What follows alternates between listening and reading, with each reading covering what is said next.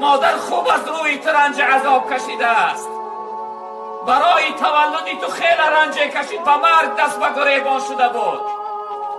نجاست های تو را با دستای زیبا و نازکش میشوشت و پاکیزه میکرد. ای ابله، بسوش ما فریاد میکنی؟ با گریانش میکنی؟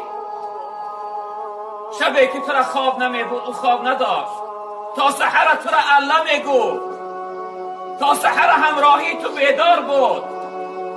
وقتی از خواب میخستی خودش نمیخورد و اول تو را میخورانید، خودش بار نمیکرد و تو را میپوشانید که مبادا خنک نخوری. یه خوب بدان ای جوان، ای شخصیتی که به سوی مادر فریاد میکنی، ای شخصیتی که قدر مادر رو نمیدانی، حق مادر رو ادا نمیکنی.